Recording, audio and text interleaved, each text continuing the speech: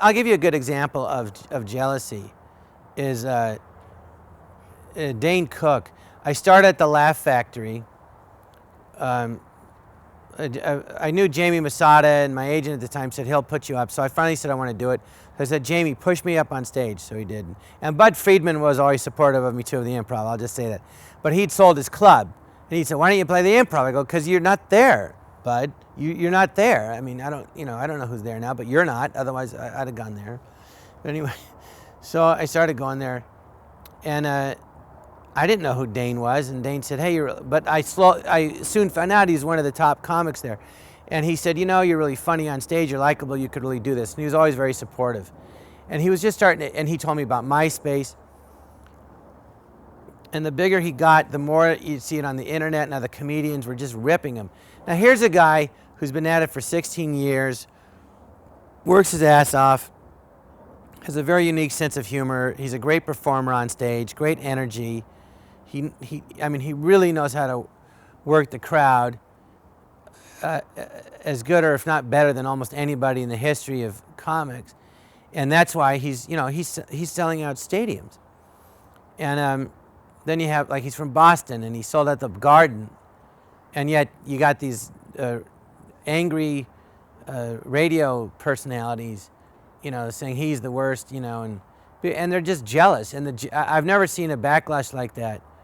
There's only been 3 comedians that played stadiums, which was Steve Martin, and then Andrew Dice Clay, and then 25 years later Dane, and then now and Russell Peters, But it's just 4 out of thousands and thousands. I mean, you mentioned, and it's just weird. I mean and it doesn't say anything about Dane. It says everything about the other comedians, and none of the guys like me or Dane or anybody that achieved any level of success begrudges him his success. Everyone's like, hey, you're really funny, it's great. And I try to learn from him. I mean, Dana Carvey's one of the best stand-ups ever, and he told me he watched Dane's special, and he goes, yeah, what's he doing? I try to learn from him, and but that's stand-ups. They're just a lot of the new guys that do stuff different. They go, oh, why Dane? And I tell him, it bothers him, which is understandable, but it's just sheer jealousy, and as opposed to envy, which is, I have no question, which is I'm happy for the guy. How can I get that? But I don't begrudge him his success, but I'm like, wow, it's amazing. Chris Rock, I've known since he's 19, and I remember I saw him on Saturday Night Live when he first got the show, and he's, oh, I wish you were here. But he did that show, he did In Living Color, and he still wasn't doing that great. And then he came out with his special. I said, well, what did you do? He goes, I went on the road for a year, 3 times a night, every night. And, he worked his butt off.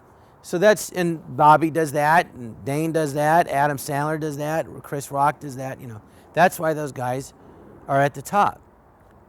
I mean, they're hilarious, but then they're willing to do the work, and it's a tremendous amount of work. Most comedians, most actors, most people want to be performers. They're not willing to do that work. So they can't compete. That's what it is. pizza now. Oh, and Bobby's gay.